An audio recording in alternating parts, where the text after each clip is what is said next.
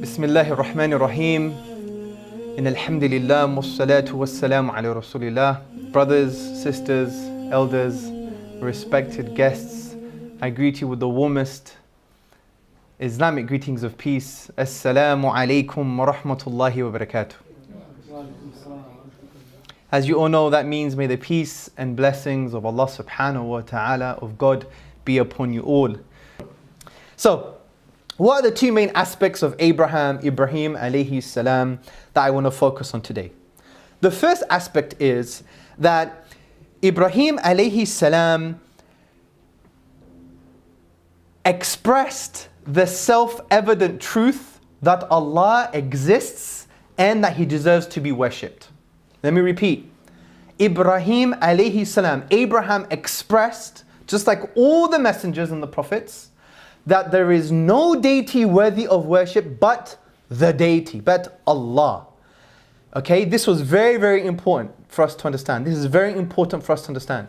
So Abraham, upon whom be peace, expressed the self-evident truth that there is a creator and He deserves to be worshipped. Here's my proof from the Islamic point of view.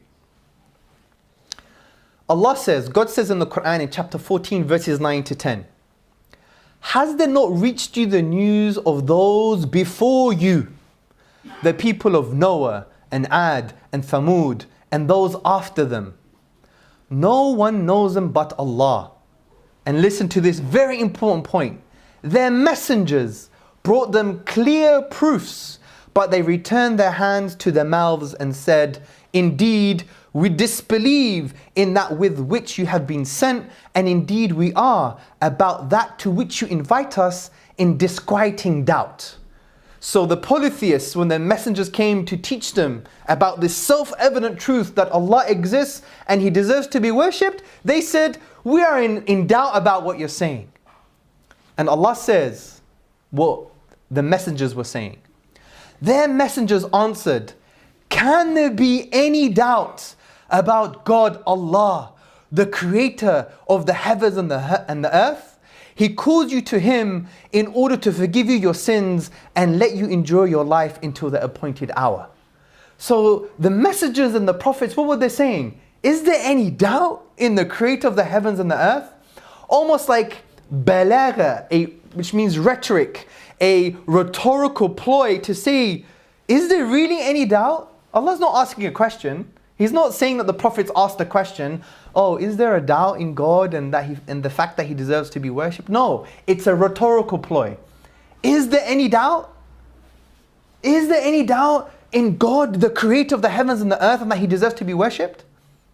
So Allah, what is God saying to us? He's saying that the prophets had this self-evident, unquestionable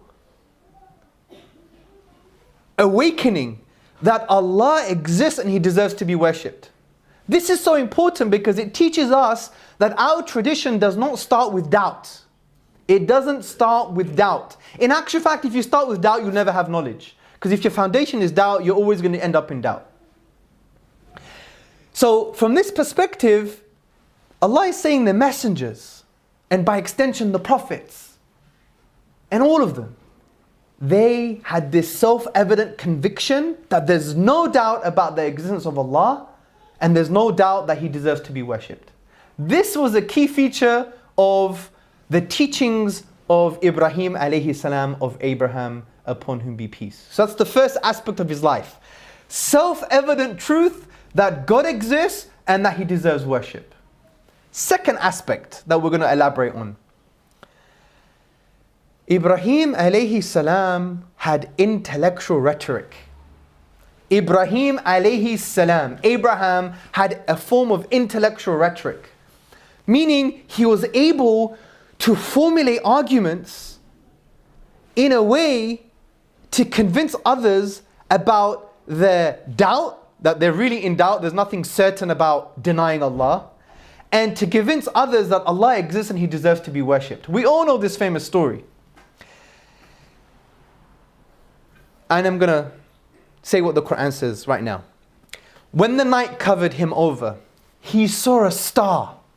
He said, this is my Lord. But when it set, he said, I love not those that set. When he saw the moon rising in splendor, he said, "This is my Lord." But when the moon set, when it disappeared, he said, "Unless my Lord guide me, I shall surely be among those who go astray." When he saw the sun rising in splendor, he said, "This is my Lord, this is the greatest of all."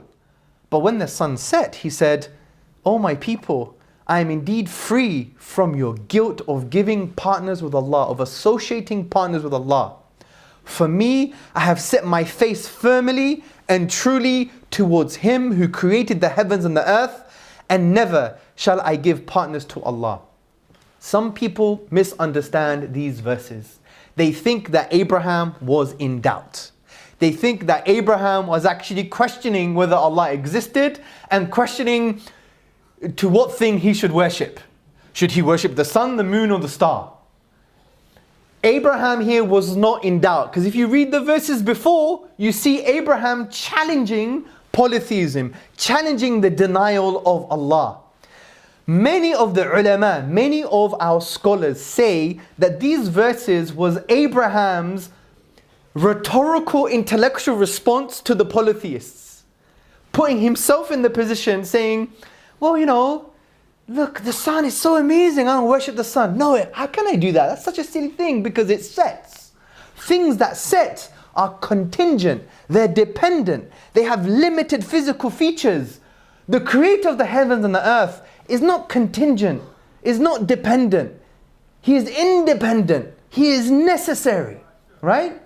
So from this point of view, Abraham didn't have doubt. I don't want you to think, oh, you know, the prophets had doubt and he was convincing himself. That is not the position that many of the ulama take. The position they take, if you look at all the verses surrounding these verses, is that Abraham was using this as a rhetorical, intellectual ploy to basically convince them that you're on the wrong path, which is you are worshipping limited, dependent things, whereas you should be worshipping the one who is independent, free of all need.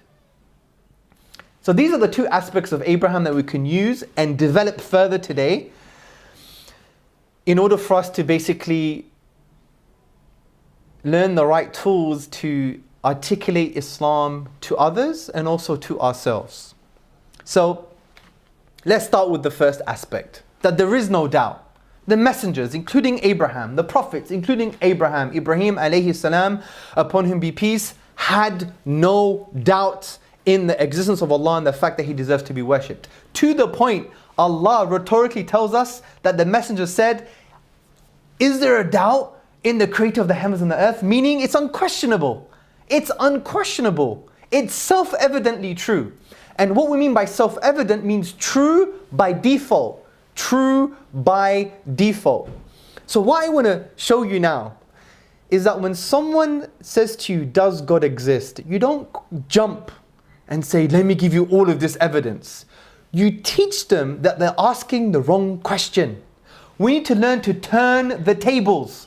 Why do you think intellectually you have to be on the back foot all the time? Just like a boxer, he's on the ropes, right? And he has to defend himself. No, we stay in the middle of the ring and we keep our intellectual ground because we have the correct basis. We have the correct set of ideas. We have the correct worldview. And this is very significant for us to understand. We always quickly say, oh, let's answer the question, bro. He said, where's your evidence for God? Hold on a second. We have lots of evidence, but we need to teach people how to think. And this is a very important strategy in how to articulate Islam to human beings. Because sometimes we want to give people answers all the time. It's like a form of ego, isn't it? Oh, I've got the answer, bro. Let me give it to him. No. Sometimes we have to use our spiritual insight and wisdom. Sometimes the best thing you can do to your fellow human being is to get them to think. Don't give them answers all the time. Just like, the villagers who are very, very poor. Don't give them fish, teach them how to fish. If you give them fish, then you're going to run out of fish because you can't answer all the questions, right? But if you teach them how to fish, from our point of view, teach them how to think, then whatever question comes along, at least they'll be able to answer it. And by Allah, this is a Quranic strategy. How many times in the Quran do we find questions and we don't find answers? How many times in the Quran? For example, chapter 52, verse 35 to 36. Did you come from nothing? Did you create yourself? Did you create the heavens and the earth? Indeed, they have no certainty. Where's the answer? There's no direct answer. Allah is teaching us. You ask these questions, and if you're sincere, inevitably it would lead to the right answer. So from a Quranic point of view, what's very deep and profound is the Quran teaches us how to think by asking these questions, even in a rhetorical way. So it awakens within us this idea that, okay, this is a new question. Let me think about it. So it's very important for us not to be on the intellectual back foot. So let me start with a story. Now, by the way, this is not a shameless plug. Well, it might be, but everything I'm saying is from chapter 4 and 6 from my book called The Divine Reality, God, Islam and the Mirage of Atheism, okay? So I want to start this part, this aspect of the life of Abraham concerning self-evident truths with a little bit of a scenario, a little bit of a story. I'm going to read it from my book. It's only 1 or 2 paragraphs, and then I'm going to explain what is meant by this. So this is from chapter 4. I know you guys love stories, so listen to this. Imagine one evening you receive a call from David, one of your old school friends you used to sit next to during science lessons. You haven't spoken to him for years, but you remember the weird questions he used to ask you. Although you found him pleasant, you were not a fan of his ideas. Reluctantly, you answer the phone. After a brief exchange of greetings, he invites you to have lunch with him. You half-heartedly accept his invitation. During lunch, he asks, "Can I tell you something?" You reply positively, and he begins to express to you something that you haven't heard before. You know, the past, like what you did yesterday, last year, and all the way back to your birth, didn't really happen. It's just an illusion in your head. So my question to you is, do you believe the past exists? As a rational person, you do not agree with his assertion, and you reply, what evidence do you have to prove that the past does not exist? Now rewind the conversation and imagine you spent the whole meal trying to prove that the past is something that really happened. Which scenario do you prefer? The first scenario or the second scenario? Give me an answer. Do you prefer the scenario where I respond to his claim by basically saying, what evidence do you have to prove that the past never existed? Or do you prefer the scenario where I spend my whole lunch with him trying to prove that the past did exist? Which scenario is more intellectually sound for you? The first one, right? So why do we sit with some atheists and spend months and years and decades debating with them about the existence of Allah subhanahu wa ta'ala?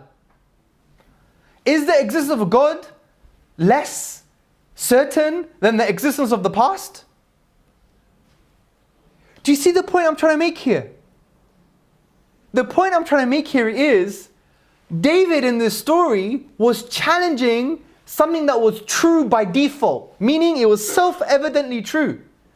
From our psychological intuitions, we know the past existed. 5 minutes ago existed. It was once real. 5 days ago once existed. Many of us have white beards in this room. We know the past existed, right? And may your white beards be shining lights on the day of judgment. So from that point of view, we know intuitively there is temporal depth, meaning there is time. It happened. The past is real. But David is saying to me, no, it's not real. The universe was just created 5 minutes ago, for example, with all of your ideas and memories built into you. You're not going to accept that because it's going against a self-evident truth. So the onus of proof is on me or David? It's on David. David has to prove his assertion that the past wasn't real, never existed. It would be absurd for me to sit there and to prove to him that actually, let me give you some evidence why the past existed. This is no different from the discussion about God's existence. And I'm going to explain why. But before I do that, let me just give you a few more concepts about what I mean by self-evident truths. So we said a self-evident truth is something that is true by default. Now, it doesn't mean self-evident truths are always going to be the same. They may change. I'm up to that kind of scenario, right? Self-evident truths may change over time. However, the default position is when something is true by default, you accept it unless there's direct evidence to challenge it. Okay? Now, one may ask, Hamza's making this up, man. He's making this up. He's playing trickery, creating this idea of self-evident truth in order to fudge God into the equation, right? What is this self-evident truth? He's making it up just so he could create some kind of fake confidence in Muslims. Hold on a second. Let's turn down the arrogance knob a little bit. Self-evident truths permeate every single field of philosophy, science, mathematics, Western thought. Let me repeat. The idea of things being true by default, things being self-evidently true, permeate all aspects of thinking, even science itself. I know. I just finished studying 2 postgraduate degrees in philosophy, and we did philosophy of science, we did philosophy of psychology, we did the philosophy of language, we did all of these things, and I'm telling you, you would realize that there are things that are considered true by default, that don't need any proof, that they start with in order to develop their knowledge further. Take, for example, my specialist module called The Idea of Freedom. It was political philosophy. And we had a postgraduate discussion. In the seminar period, you have discussions with your fellow postgrads, and you have a bit of a debate and a discussion. And the discussion was on the idea of hurriya, freedom, right? And there was 2 opinions. That freedom is intrinsic, meaning you don't need any evidence that freedom is like a virtue, something that we should work towards. But others said, no, freedom is only good because it's instrumental. It's a means to an end. So some philosophers would argue freedom is an end. Others would argue it's a means to an end. And I asked the question, and because the majority of them believe that freedom has intrinsic value, meaning it's an end, it's not just a means. And therefore it doesn't really need proof from that point of view because it's intrinsically valuable. So I said to them, well, how do you know? Well, he said, well, for me to start to prove it means that freedom is not intrinsically valuable anymore. I said, yeah, but you must have a basis for this. And this is what the professor, the academic said. He said, it's based on our intuitions. And then I said to him, really? And he replied, what else do we have? His intuition. His intuition, fair enough. But the point I'm trying to say, even in political philosophy, things like freedom and other concepts and ideas are based on what they would consider true by default. That trusting your intuition is true by default from this point of view. Take, for example, things in the philosophy of science. If you study the philosophy of science, for some conceptions of the scientific method, you have to have something that you believe to be true by default. What is that thing? That the real world exists. This bottle really exists. It's outside of my head. This bottle is not just an idea here, it's outside of my head. I'm touching it and I'm feeling it. You have to start with that position. Because after all, there is no real proof that this bottle is external to my brain. But you'd be like, but I can see it, bro. And you can touch it and feel it. Fair enough, but it could just be all an idea in my head. Maybe my mind is on planet Mars, and there are metal probes in my brain, and there's an alien making me think and feel what I'm thinking and feeling now. I don't know if you guys ever watched the film The Matrix. Maybe we're in the Matrix, right? What are you going to take, the blue pill or the red pill? The point I'm trying to say here is they have to work with that true by default assumption, the self-evident truth that the external world exists. Not only that, in the philosophy of science, and you could read this for yourself, a true by default self-evident truth is that external causal connections exist. So there are things that happen in the world and they're causally connected.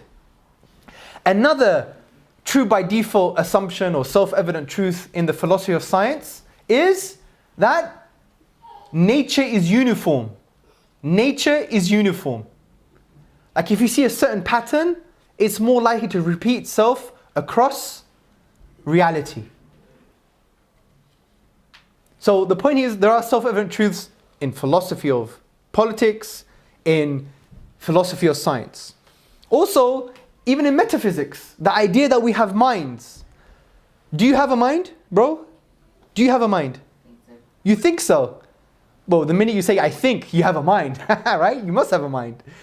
So this guy has a mind. I want him to prove to us he has a mind. How do we know you're not just a zombie, bro, that you've been programmed biologically like this? I think, therefore I am. I think, therefore I am. But maybe you've been programmed to say, I think, therefore I am. Do I have another mind? Do I have a mind? I know.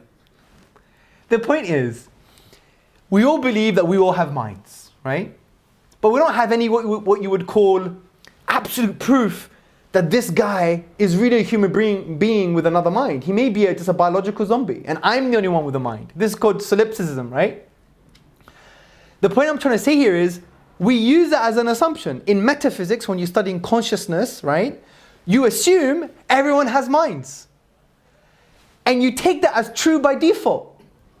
So the point I'm trying to say here, brothers and sisters, is that this idea of self-evident truth, this idea of being true by default, is not something I've made up. It exists everywhere.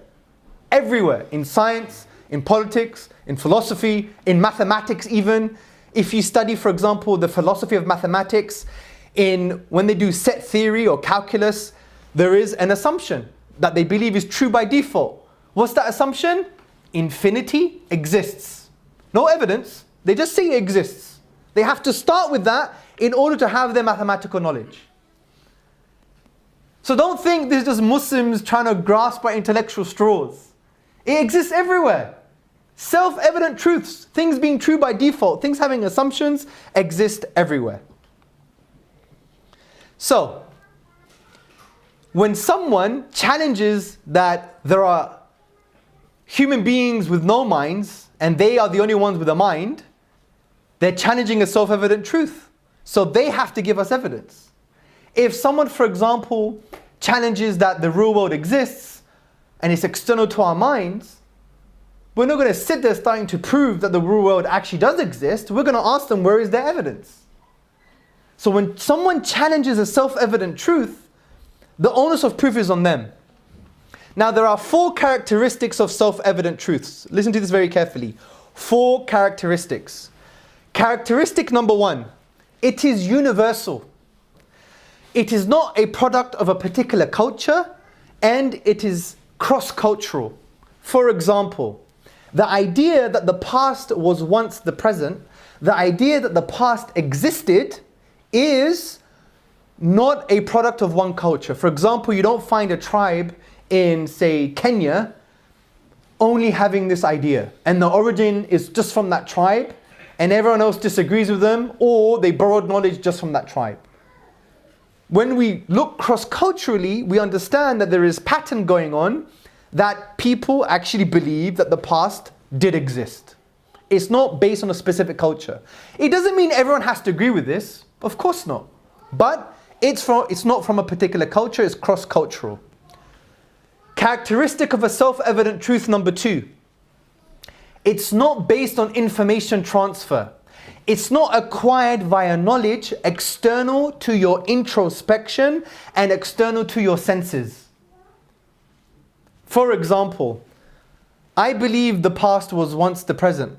I believe the past was real. I never learnt this at home. I never learnt this at school. When was the last time you went into school, primary school, secondary school, college, university, whatever, and you sit down and the teacher says to you, Hamza, today's lesson is going to be on that yesterday was real. Yesterday once happened, Hamza. 2 weeks ago once happened. It was real. It was once the present. Right? You don't learn that at school, do you? Who learns that at school? Nobody. Because it's true by default. You acquire it by your own senses and your own introspection. So things being true by default, things being self-evidently true, are not based on information transfer. No one teaches it to you. You don't acquire this externally. Rather, you acquire it within yourself, introspection and your senses. The third characteristic of a self-evident truth, it is natural. It is formed due to the natural functioning of the human psyche. Meaning, it is the most kind of direct appreciation of reality. Our psychological disposition almost immediately appreciates it. The fourth and final characteristic of a self-evident truth is that it is intuitive. What do I mean by this? I mean it is the easiest, most simple, and comprehensive explanation. I repeat, the fourth characteristic of things being self-evidently true is that they are intuitive. They are the easiest, most simple, and comprehensive explanation of reality. For example, when someone denies the past, that it never existed, we just were created 5 minutes ago with all of these memories, that is not a simple explanation of reality, right? It is not the easiest explanation of reality, and it's not the most comprehensive. Why? Because it raises far more questions than you can solve. Because you now have to deny your own psychological disposition, you have to deny your own personal and social experiences, you have to deny all of these memories that you have in your head. So it being intuitive, a self-evident truth has to be intuitive from the point of view that it's the most easiest, simple, and comprehensive explanation of reality. Because things that deny self-evident truths, they're not simple. They create far more questions, right? If I were to say, I'm the only one with a mind in this room, that's not an easy, simple, and comprehensive explanation. Because now I have to justify why you don't have a mind, and you don't have a mind, and you don't have a mind. It creates far more problems than it solves. So those are the 4 key characteristics of self-evident truths. Let's apply these 4 key characteristics on the existence of a creator. Let's see if it works. Let's see if a creator, the idea of a creator is a self-evident truth. It's true by default. And by the way, when I say a creator here, I'm meaning the basic underlying concept of a creator. The basic underlying concept of a creator, that things require causal conditions. Things require prior causal conditions. I'm not talking about God and His name is Allah and one of His names is Al-Wadud and Ar-Rahman. No, we need revelation for this, right? We need revelation for this. What I'm talking about is the basic underlying concept of a creator, that things require causal conditions, prior causal conditions. So let's apply this idea of self-evident truths, the 4 characteristics of self-evident truths, to God Himself, the underlying basic concept of God. Number 1, is the creator of the heavens and the earth a creator, a universal truth? Yes or no? Of course it is. I don't care if there's 500 million atheists in the world or 1 billion atheists in the world. This is not a consensus, right? It's not a popularity vote. When we talk about something being universal, we're not saying every single human being agrees with this. No. We already defined it. We're saying it's not the product of one specific culture. The existence of a creator and even the idea of things requiring causes is everywhere. It's cross-cultural. Things requiring prior causal conditions, things requiring a creator, something coming to effect as a result of a causal condition or a creative power. This idea is cross-cultural. It doesn't belong to the Chinese. It doesn't belong to the Arabs. It doesn't belong to the Scandinavian people. It doesn't belong to us Brits. It's cross-cultural. So far so good. 1 out of 4. Second characteristic. Let's apply this to God. The basic underlying concept of God. Untaught. Is the basic underlying concept of God, as we just discussed, untaught? Of course it is. I'm telling you, I never went to school, college or university, and one of the teachers, professors or academics came up to me and said, Hamza, when you push this bottle, it's going to move or fall. Because there is such a thing as cause and effect. For it to fall, there must have been the prior causal condition of your hand moving. That causal connection, right, wasn't taught to me. It was based on my introspection and my experiences as a human being. When I heard a noise, I know it's as a result of something. Either someone knocking something down, the wind moving, something happened for there to be a noise. When we hear knocks on the door as children, we know it's as a result of someone knocking the door, something knocking the door, or an accident, or someone throwing a pebble. Whatever the case may be, we know that it's based on prior causal conditions. The effect required some type of cause. And when we see things come into existence that we've never seen before, we immediately say that that had some kind of creative power behind it. I passed a few roundabouts coming to Cambridge, and if I saw an arrangement of flowers that said, "I love you," I'm going to obviously come to the conclusion there must have been some kind of creative power. It could have even been the wind. Let's even say it could have been, some kind of random hypothesis like, it was the wind doing it, which is obviously ridiculous, but it was something. The idea here is there is some kind of innate logical formula in our minds that when we see things come into existence or things have some kind of formulation, that we know there are prior causal conditions or prior causal power or prior creative power. We don't learn this at school. It's based on our introspection and our direct experiences. So it's not based on external knowledge. 2 out of 4 so far. Let's go to the third one. It's natural.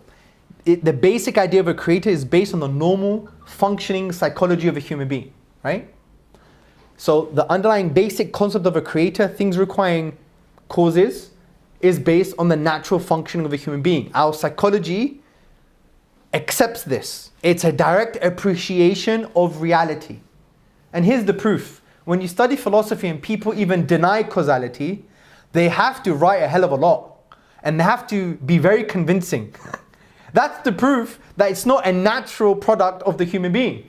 You have to really do some intellectual gymnastics to try and prove, well, that's not really cause and effect. Because there are some who believe that cause and effect doesn't really exist, right? It doesn't really exist. This is a huge topic in metaphysics. In actual fact, they haven't solved the problem on causality, right?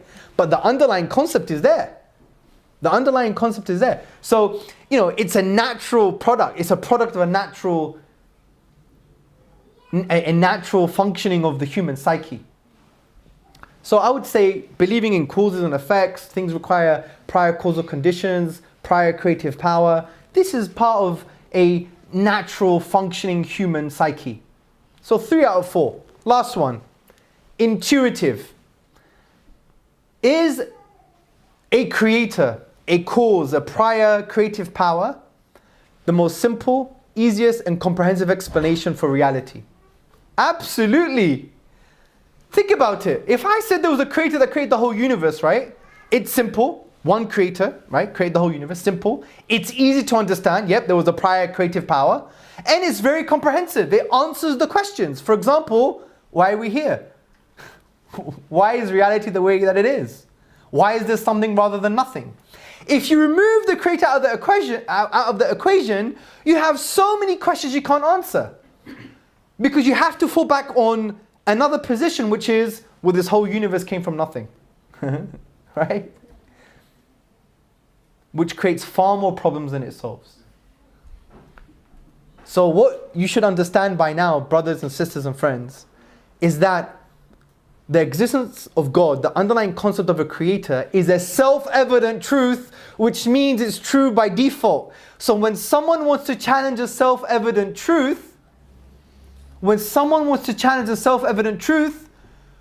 who has to bring the proof? The one who's challenging a self-evident truth? Or the one who's listening to the challenge? So who has to bring the proof? The one who challenges the self-evident truth. So the next time you hear on YouTube, that you hear on Google, or see on Google, that you hear at school, university, or you read in the popular magazines and books, the question, does God exist? Know for sure that that is not the default position. The default position is that the Creator exists. If you deny this, you're denying a self-evident truth, and the one who denies a self-evident truth, the onus of proof is on them. You're turning the tables.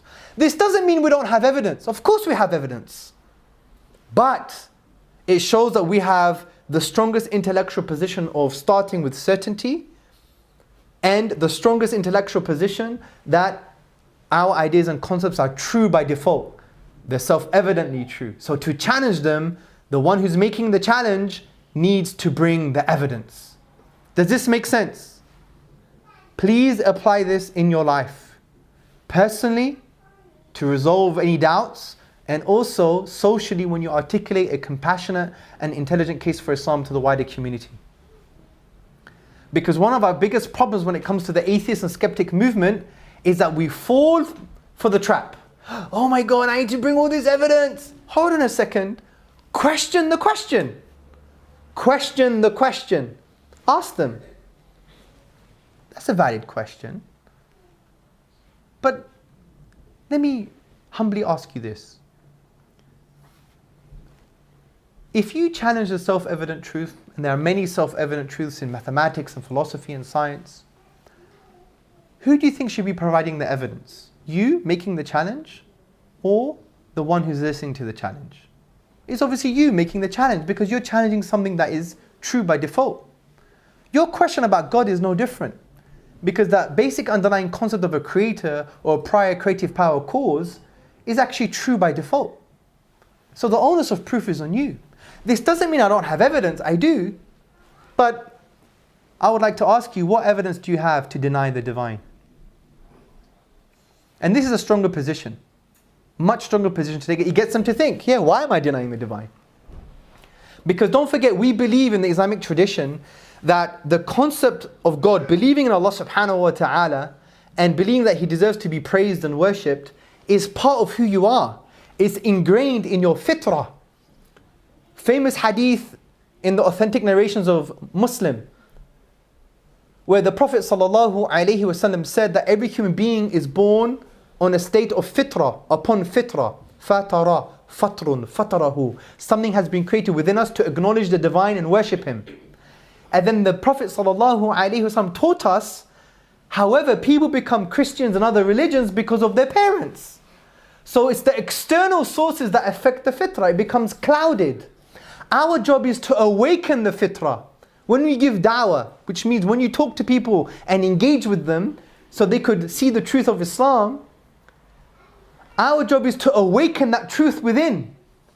We are here to awaken the truth within. This is why Ibn Taymiyyah said the affirmation of a creator is firmly rooted in the hearts of all people. It is from the binding necessities of their creation. Also, the famous scholar Al-Asfahani, he said, the knowledge of Allah is firmly rooted in the soul. Al-Ghazali also said that the concept of God is part of our nature, part of our natural disposition. And this is why he, towards the end of his life, he made a beautiful point. He basically said that you only give these intellectual ideas and philosophy to someone who's already sick. You don't give medicine to someone who's okay. Because if you take medicine and you don't have an illness, it can make you sick. Right? So he said, you use this type of stuff where necessary. So from this point of view, brothers and sisters and friends, I think we can conclude that the underlying concept of God is a self-evident truth. It's true by default. And if someone basically asks the question, to turn the tables and make them understand that if they're challenging a self-evident truth, the onus of proof is on them, and make them realize that the underlying concept of God is a self-evident truth based on the 4 characteristics of self-evident truths.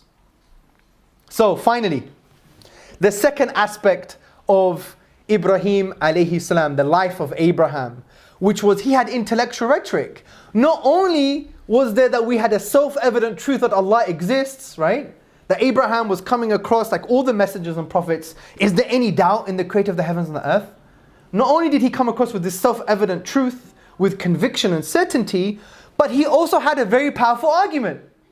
He had a very powerful argument. And if you remember, it was about things setting. The star sets, the moon sets, the sun sets.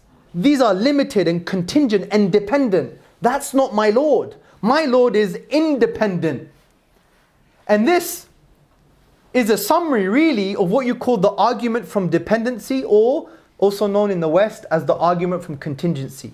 Why do I like this argument? I love this argument because it is Islamically neutral. So in Islam, there are different schools of creed, okay? And all schools of creeds appreciate this argument. For example, if you study Aqidah Tahawiyah, the creed of book of Tahawi, there are different explanations of that book from different schools of creed.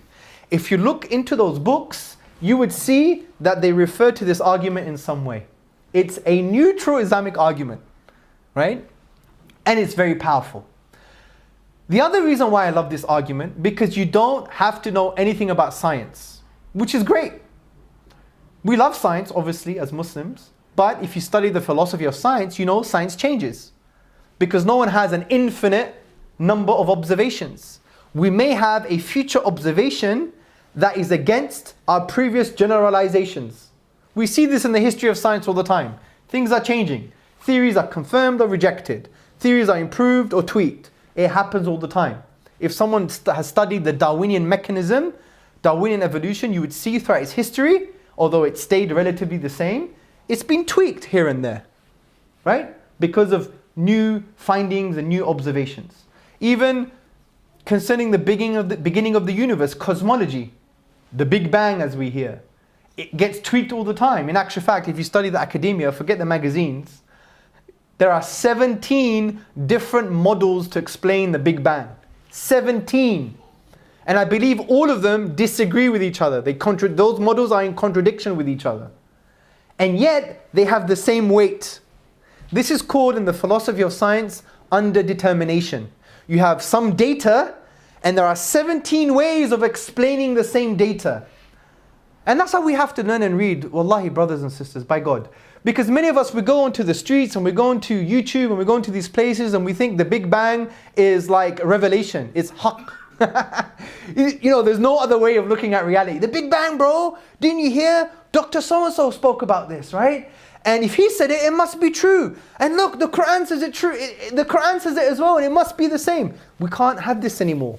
We live in a globalized world. The internet is very, very open for everybody to see, and people would see what you're saying and they would say, you don't know what you're talking about. And we don't, unfortunately.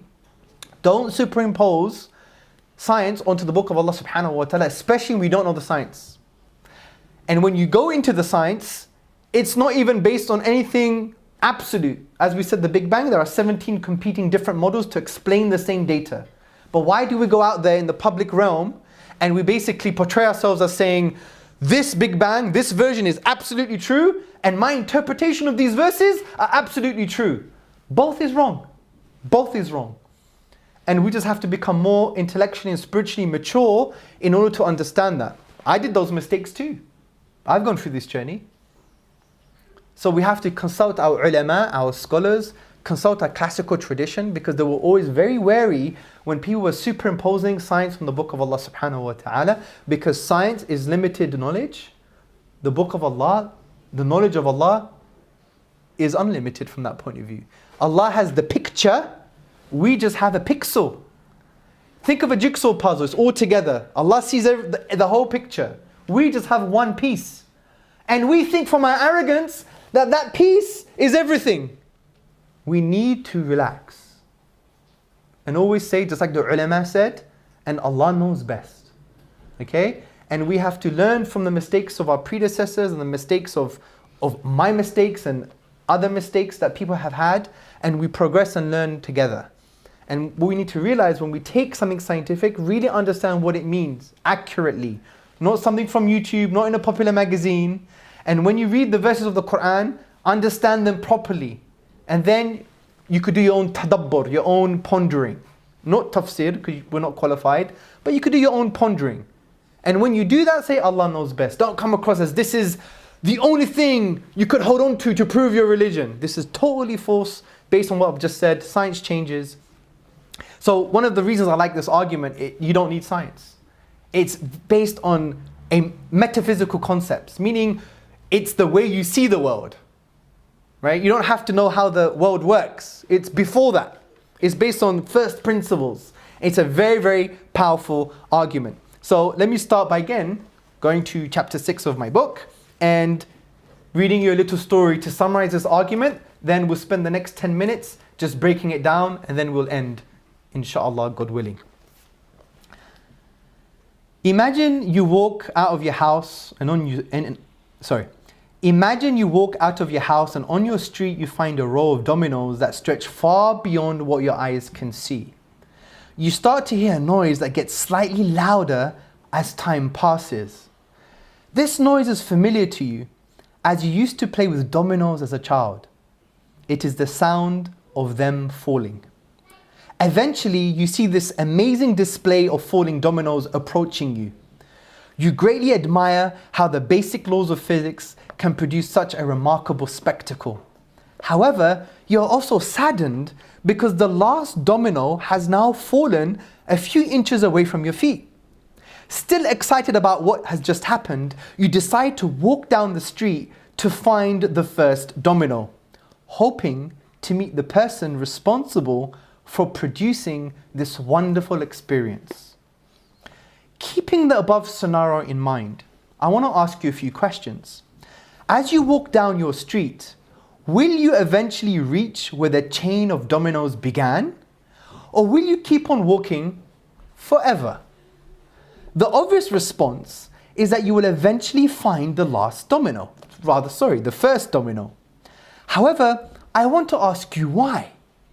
The reason you know that you will find the first domino is because you understand that if the domino chain went on forever, the last domino that fell by your feet would have never fallen. An infinite number of dominoes would have to fall before the last domino could fall. Yet, an infinite amount of falling dominoes would take an infinite amount of time to fall. In other words, the last domino would never fall. Putting this in simple terms, you know that in order for the last domino to fall, the domino behind must fall prior to it. And for that domino to fall, the domino behind it must fall prior to it. If this went on forever, the domino would never fall. Sticking with this analogy, I want to ask you another question. Let's say walking down the street, you finally come across the first domino which led to the falling of the entire chain. What would your thoughts be about the first domino? Would you think that this domino fell by itself? In other words, do you think the falling of the domino can somehow be explained without referring to anything external to it? Of course not. Clearly not. That runs against the grain of our basic intuition about reality. Nothing really happens on its own. Everything requires an explanation of some sort. So the first domino's fall had to be triggered by something else. A person, the wind, or a thing hitting it, etc. Whatever this something else is, it has to form a part of our explanation of falling dominoes.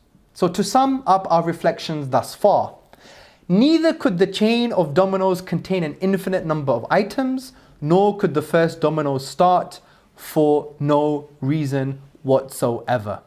This above analogy is a summary of the argument from dependency. The universe is somewhat like a row of dominoes. And let me explain further why. Here is the basic argument, brothers and sisters and friends. Number one, the universe and everything that we perceive is either independent, dependent on something else dependent, or dependent on something independent. Okay? Number two, the universe and all that we perceive cannot be independent or dependent on something else dependent. Number three, therefore the universe and all that we perceive depends on something independent. And if this thing is independent, it has to be eternal, which I'm going to explain later. Now you may think, oh my God, too many dependent, independent. This guy's rapping. It's like a philosophical rap. Let me explain this further to you. The way to understand this is first to define what we mean by dependent. And it's not really in line with the kind of popular use of the term. There is a certain specific understanding of the word dependent in the Islamic classical tradition and also in Western philosophy. The first defining aspect of dependent is that it is not necessary. It is not necessary. Now you may be arguing, well, what does necessary mean? Well, necessary means it was impossible for it to have not existed. Something being necessary means it was impossible for it to have not existed. So things that are not necessary did not have to exist. This is what we mean by dependent. For example, look at this book. Is this book necessary? Was it impossible for it to have not existed? No. It was possible that it couldn't have been written at all, right? There's nothing necessary about the existence of this book. So what we're saying is this book is not necessary. It didn't have to exist. For example, maybe it could have not been written, or I could have forgot it at home. You know, this book that I have right now. There could be a number of different explanations for its existence. So the point here is there is nothing necessary about this book. What we perceive about this book is that it could have not existed. When we perceive this book, we don't come to the conclusion that it was impossible for it to have not existed. There is nothing necessary about this book. Let me give you another example. Imagine you're really hungry at night and you go downstairs to the kitchen and you open the fridge, and inside the fridge you have an egg box. And on top of the egg box you find a pen.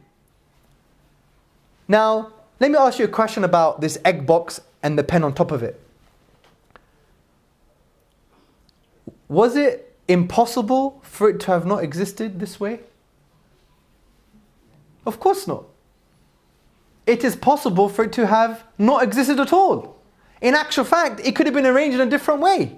Why was the pen on top of the egg box and not in the egg box? Right? Why was the pen on top of the egg box and not underneath the egg box? In actual fact, why is the pen there at all? In actual fact, why is the egg box there at all? What we perceive about the pen on top of the egg box is that it didn't have to be there. And therefore, it requires an explanation. How did the pen get there? There is an explanation for why the pen is there. There is an explanation for why the egg box is there. So from this point of view, something being dependent means it is not necessary. It is not necessary. It is not necessary from the point of view that it did not have to exist. The pen didn't have to exist on top of the egg box, and the egg box didn't have to exist. It could have been there in a different way, or it didn't have to be there at all. So, first basic definition of what it means to be dependent is that it is not necessary. It could have been otherwise. There is nothing necessary about the existence of these things. They could have not existed at all. Second definition of dependent. The basic components or building blocks of something could have been arranged in a different way. So the basic components or building blocks of something could have been arranged in a totally different way. Let me give an example. Back to the same analogy I gave you previously. Imagine I'm driving past a roundabout, and on the roundabout it's all grass and there's an arrangement of flowers. And the flowers say, I love you. I love you. Okay? Now those arrangement of flowers, could they have been arranged in a different way? Of course they could. They could have been arranged, I adore you. Right? Or the Greek, c'est arabo, I love you. Or the French, je t'aime, I love you, right? Or the Turkish, seni seviyorum, I love you. Whatever, it could have been in a different language. It could have been arranged in a different way. There is nothing necessary about that particular arrangement. And so what's very interesting here, since it could have been arranged in a different way, there must have been something external to that arrangement that gave rise to the arrangement. There must have been something external to the arrangement that gave rise to that arrangement, because there's obviously some kind of choice, or there is an alternative option to arrange those flowers in I love you, to arrange those flowers in Se agabo, to arrange those flowers in Seni seviyorum, or to arrange those flowers in Je t'aime, or to arrange those flowers into I hate you instead of I love you. That could have been a possibility. It could have been arranged in a different way. So it means there must have been something external prior to that arrangement that gave rise to that specific arrangement. So that's the second definition of dependent. Its components or fundamental building blocks could have been arranged in a different way. Third definition of dependent, and this is the most easiest one because this is the natural, intuitive understanding of dependent. That something relies on something outside of itself for its existence. Take for example a cat. A cat can only survive if it eats food. So it relies on something external, food, in order to stay alive, right? Just like me. I need food, right? Absolutely. I need something external to myself in order to exist. That's a very basic definition of dependency. The other defining feature of what it means to be dependent. This is the final point. Dependent things have limited physical qualities. Dependent things have limited physical qualities. Take this book for example. It has a certain shape, certain size, color, even temperature, right? It's not that cold, right? So it has a limited shape, size, dimension, volume, color, temperature. It has limited physical qualities. Now, if something has limited physical qualities, it can't really give rise to its own limitations. Did this book give rise to its own limitations? Did this book give it itself the color? Did this book give it itself its size? Does this book give it itself its temperature? Did this book give itself its dimensions? No. Its limited physical qualities are as a result of something external to it. Because you could always ask the question, why is it this size and not another size? Why is it this color and not another color? Why is it this temperature and not another temperature?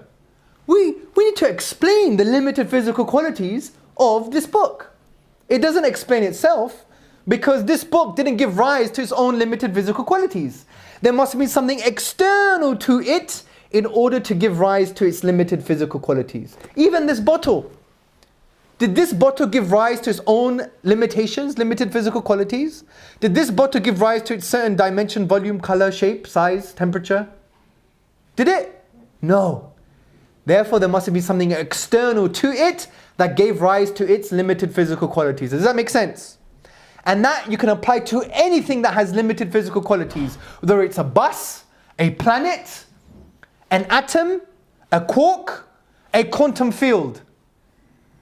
Anything physical has limited physical qualities. Therefore, there must be something external to it that gave rise to its limitations because it cannot give itself those limitations. Khalas. Mic drop, as they say, yeah? Do you know what that means, mic drop? No? It means you've made a point that no one can refute. Anyway, that's a youth thing. So, let's apply the definition of dependent that we just discussed to the universe, okay? So let's go back to the argument again. Number one, the universe and all that we perceive, actually we'd even address this. So let's apply it to the universe, yeah? Number one, here is an option. The universe and all that we perceive are eternal, necessary and independent. That's one option. Second option, the universe and all that we perceive depends for its existence on something else, which is also dependent. That's an option. Number three, the final option. The universe and all that we perceive is dependent for its existence on something else that exists by its own nature, that is accordingly eternal and independent. Let's address each of these options. Number one, The universe and all that we perceive are eternal, necessary, and independent.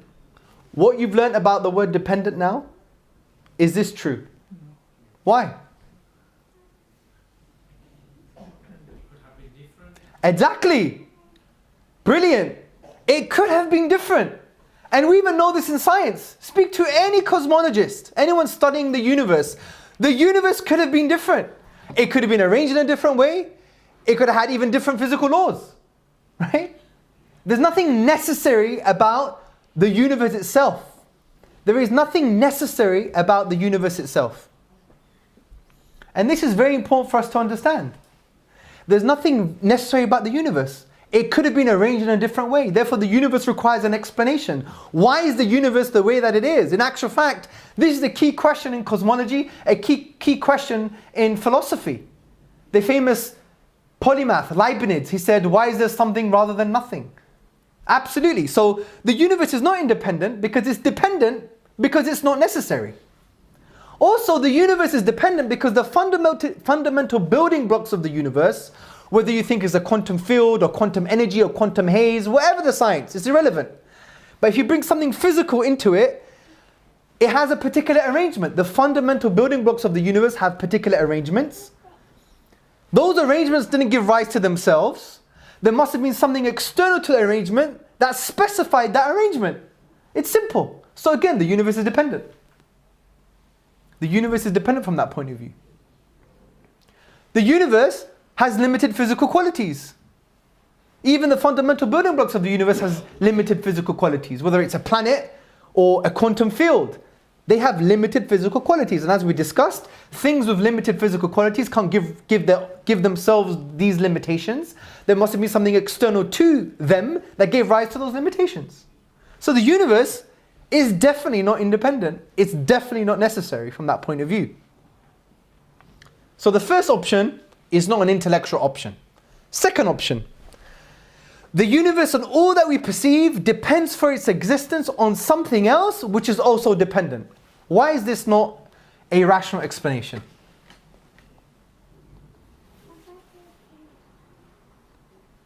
So let me repeat the potential option here. The universe, all that we perceive, depends for its existence on something else which is also dependent. Why is this not a feasible intellectual option, solution? Well, think about it.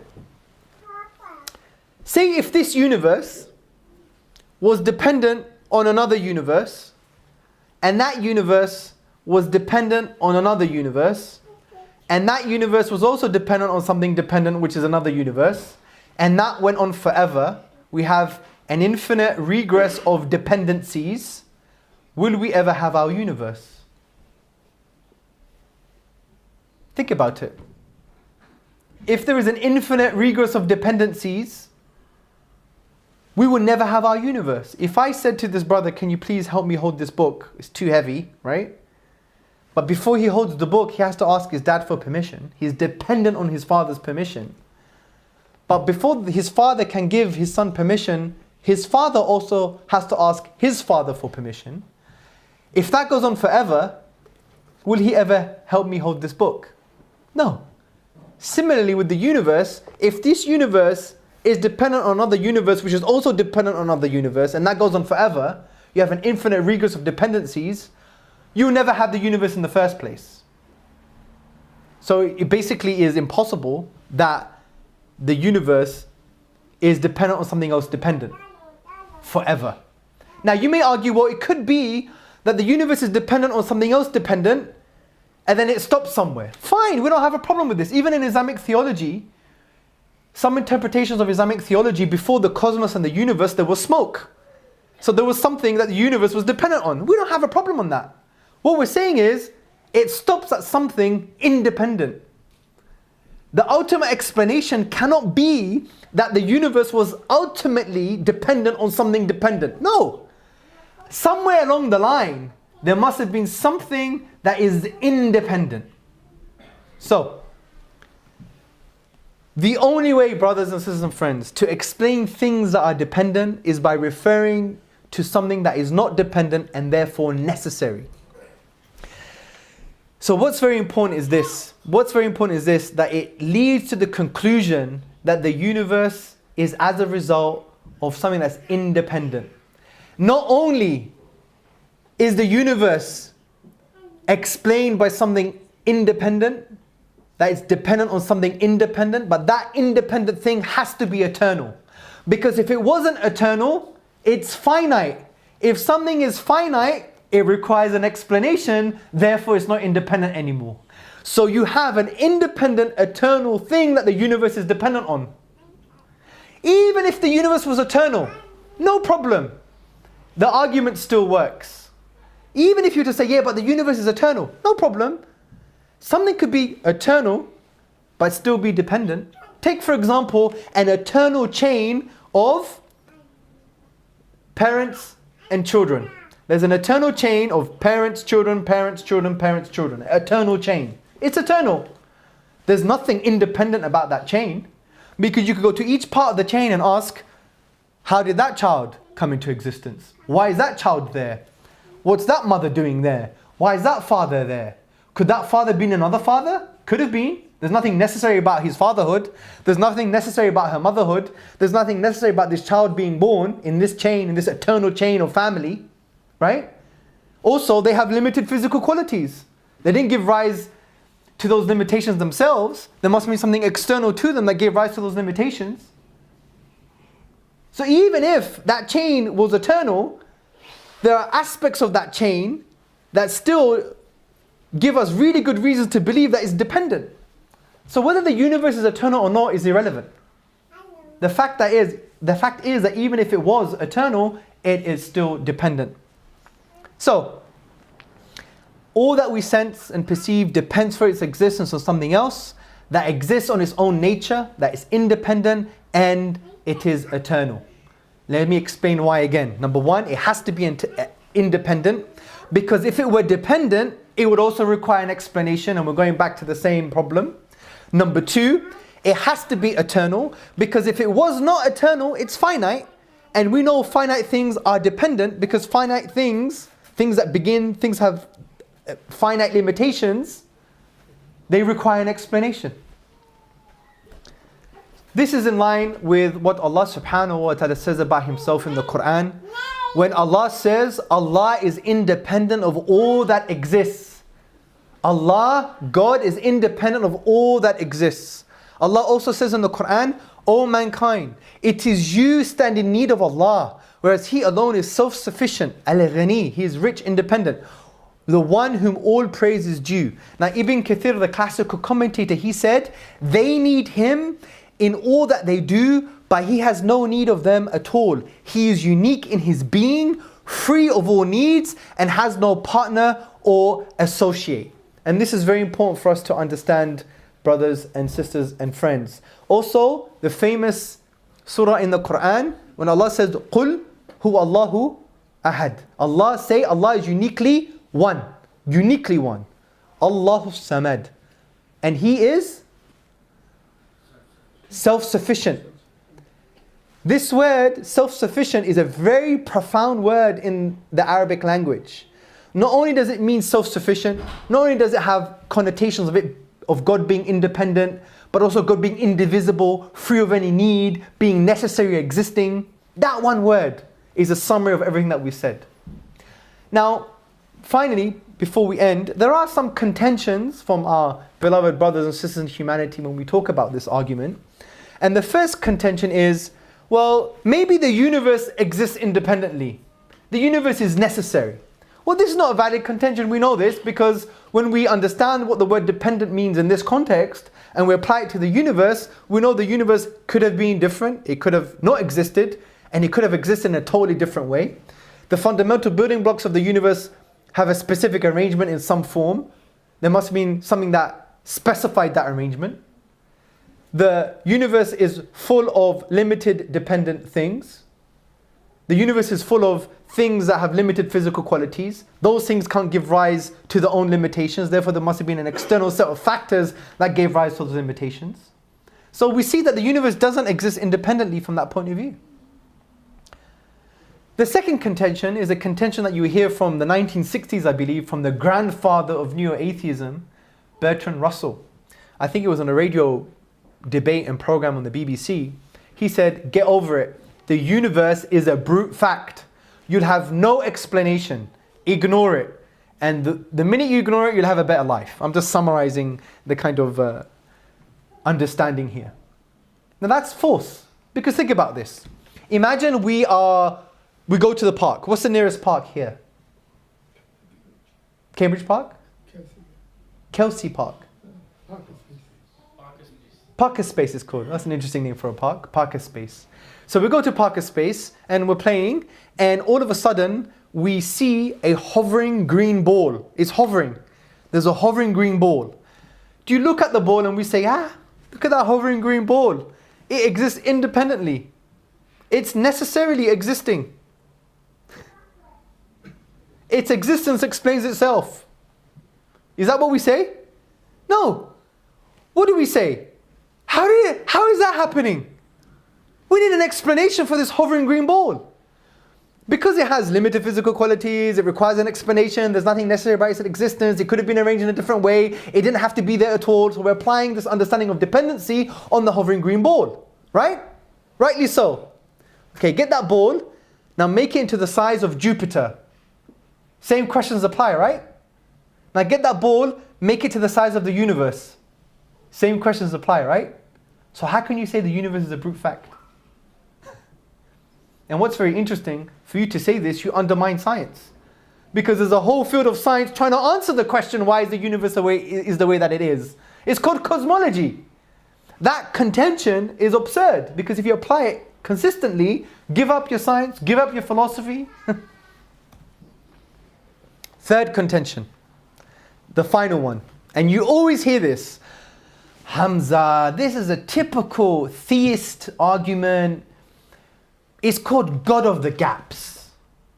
You don't know about the science of the universe. You're primitive in your understanding, or we're primitive in our understanding.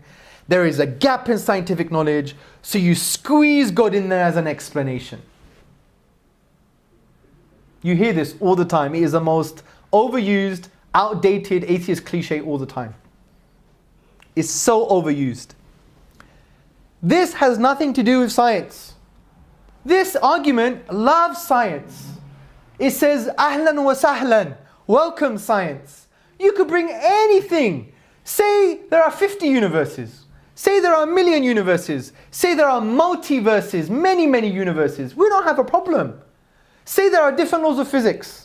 Say whatever you want. But the minute you bring science is the minute that this argument still absorbs it. Why? Because anything you bring scientifically is always going to be dependent. In actual fact, science can never discover something independent by the nature of the method of science. Because as Professor Elliot Sober, an atheist, philosopher of science, he's a philosopher of science, he says scientists are restricted to the observations they have at hand. One of the key methodological restrictions of science is what? Observation. If you observe something, what you observe is going to be independent or dependent. It's going to be dependent, because anything you observe is going to have limited physical qualities.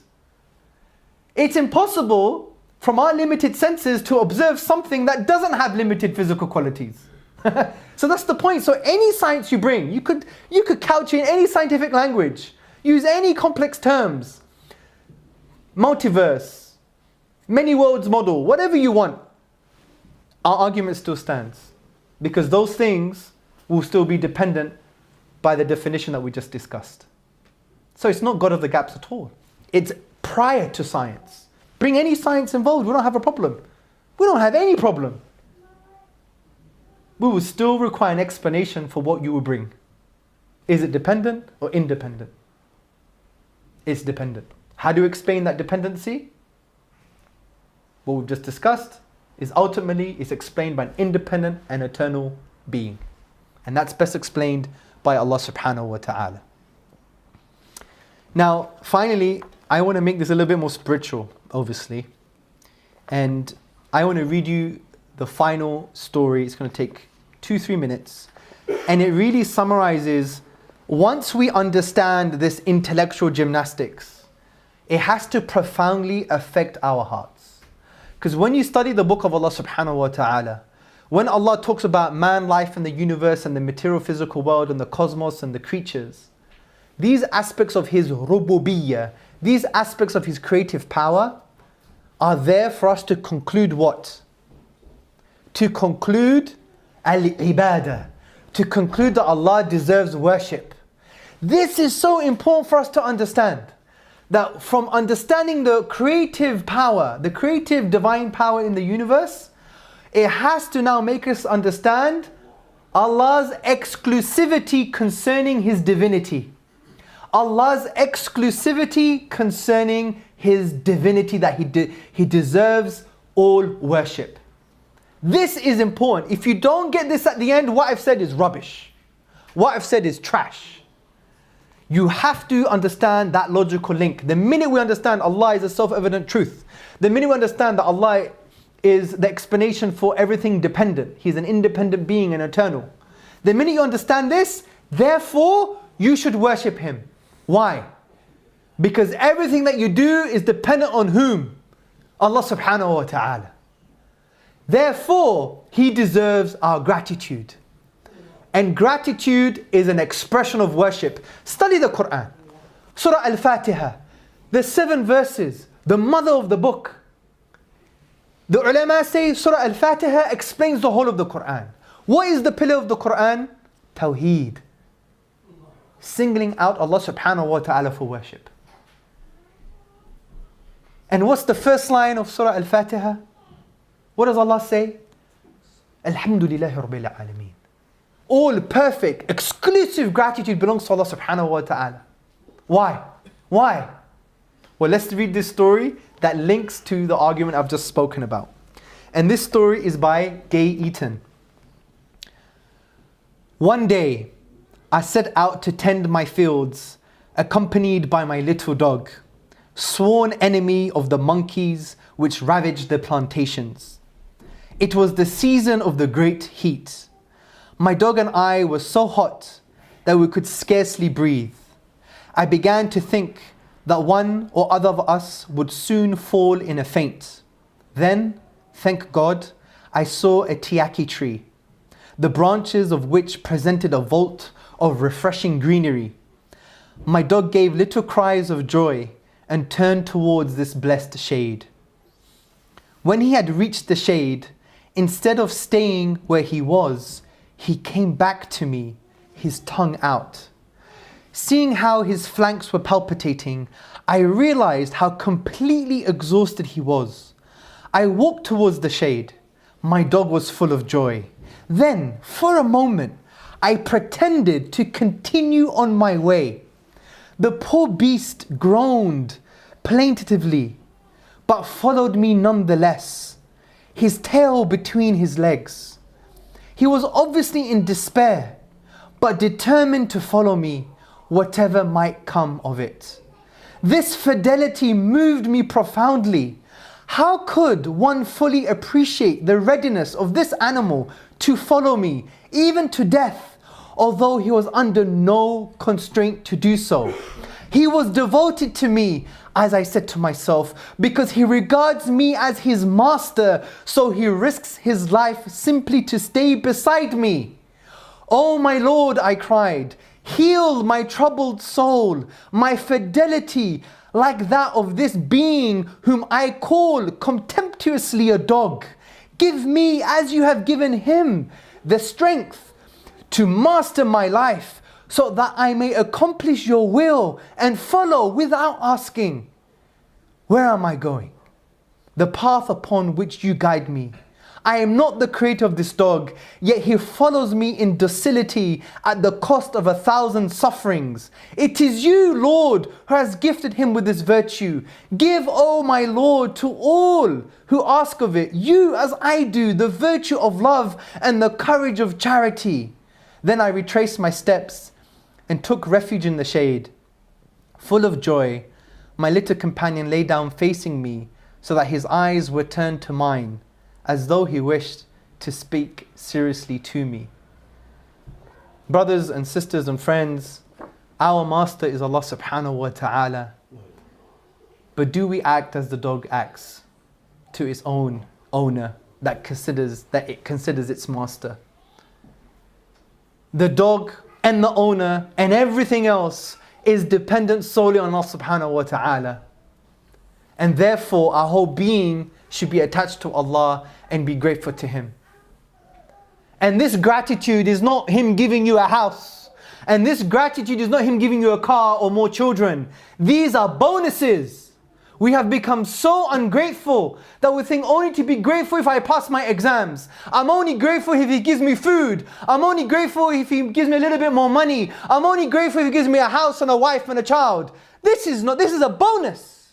This is a bonus. Wallahi, brothers and sisters, this is a bonus. Reflect on the book of Allah subhanahu wa ta'ala. When Allah says you cannot enumerate, you cannot count the blessings of Allah.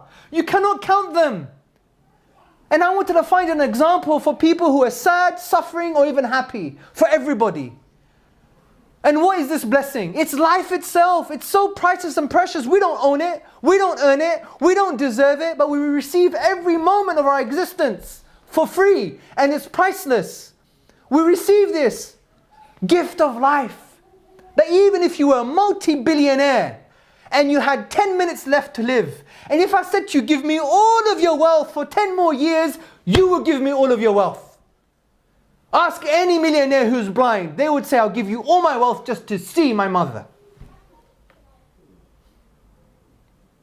We're ungrateful people. We are become ungrateful. And the basis of our life from a physical point of view is the heartbeat. This heartbeat, brothers and sisters, is the asbab, is the sabab, is the cause that Allah has created in order to keep us alive. Your heartbeat, that you're not even conscious of. Just listen to your heartbeat. Tell it to stop, it won't stop. Tell it to go faster, it won't go faster. It's independent of your conscious control. If this heartbeat were to stop, you won't have life anymore. It's finished. If I said to you, you had 100 heartbeats left, and in order to get another 1,000 heartbeats, you give me £1 million, you would do whatever it takes to find that money. Here's the challenge from the Quran. You cannot enumerate, count Allah's blessings. And I dare you, try and compete with this challenge. Count all the heartbeats you've had so far. It's physically impossible. For the first 3 years, you don't even know how to count. You got 3 years backlog. When you're sleeping, you have backlog. In actual fact, it is physically impossible for a human being to count and enumerate every single heartbeat they'll have in their lifetime. So it's true. You can never count the blessings of Allah. And this is the one small blessing, which is the physical reason Allah has given us for your own life and existence. The heartbeat. Imagine anything else. And that's why I say to my family, anything above a heartbeat is a bonus.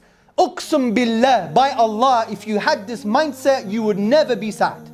The believer would never be sad if they had this mindset. They would always wake up and be grateful for life.